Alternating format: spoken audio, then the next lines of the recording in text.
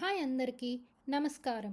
ఈరోజు మనం మన జీవితంలో పీస్ఫుల్గా ఉండాలి అంటే ఏం చేయాలో తెలుసుకుందాం. మనలో చాలామంది శాంతిని బయట ప్రపంచంలో వెతుక్కుంటారు. నిశ్శబ్దమైన ప్రదేశాల్లో, కొత్త మనుషుల్లో, కొత్త వస్తువుల్లో. కానీ నిజం ఒక్కటే, శాంతి అనేది బయట దొరికేది కాదు, మన లోపలే దృష్టించుకోవాల్సింది.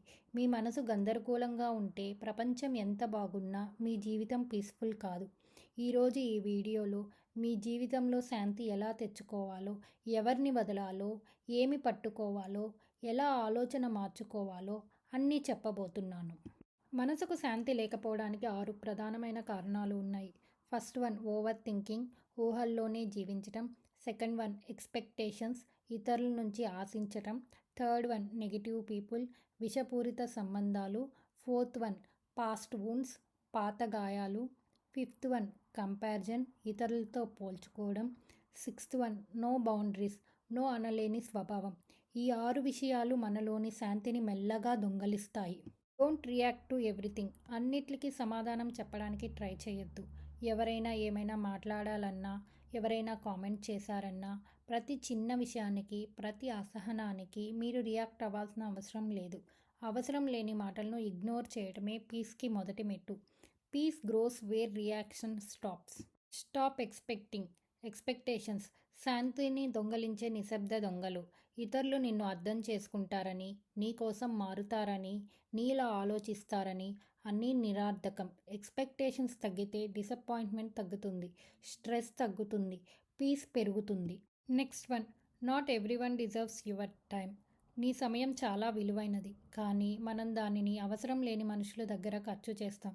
గుర్తుంచుకో, not everyone deserves your time, your energy of your mind. Time drain చేసే వాళ్ళని దూరం పెట్టు, శాంతి ఆటోమేటిక్గా పెరుగుతుంది. Heal your past. నీ పాత గాయాలు, నీ పాత వేదనలు నీ మనసులో ఇంకా ఉన్నాయా? పీస్ అనేది గతాన్ని మర్చిపోవడం కాదు, గతాన్ని అంగీకరించి ముందుకు సాగడం. Let it go, forgive, heal.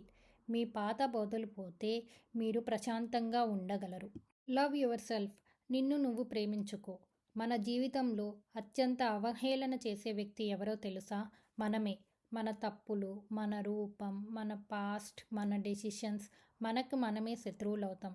కానీ సెల్ఫ్ లవ్ అనేది పీస్కి ప్రధాన సాధనం. మీరు మిమ్మల్ని ప్రేమిస్తే ప్రపంచం మిమ్మల్ని ఎప్పటికీ బాధ పెట్టలేదు. Build boundaries. ప్రతి ఒక్కరికి ఎస్ అనడం మంచితనం కాదు, మనసుకు టెన్షన్.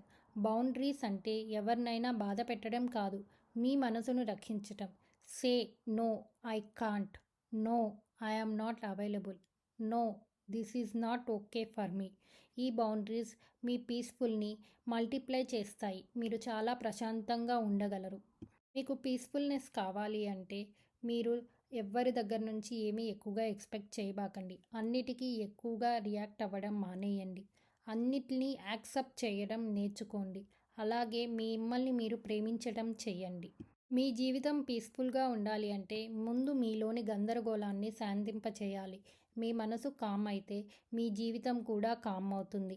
పీస్ అనేది లొకేషన్ కాదు, పీస్ అనేది ఎమోషన్ కాదు, పీస్ అనేది మీరు తీసుకునే నిర్ణయం.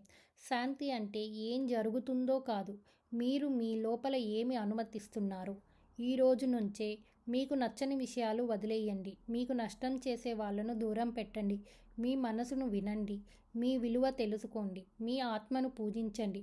అప్పుడు మాత్రమే మీ జీవితం సింపుల్గా, పీస్ఫుల్గా ఉంటుంది. ఈ మాట గుర్తుంచుకోండి. Peace is the new success. మీ జీవితం పీస్ఫుల్గా ఉంటే నువ్వు ఆల్రెడీ విజేతవు. Please like, share and subscribe. మరియు శాంతి కోసం జీవించండి.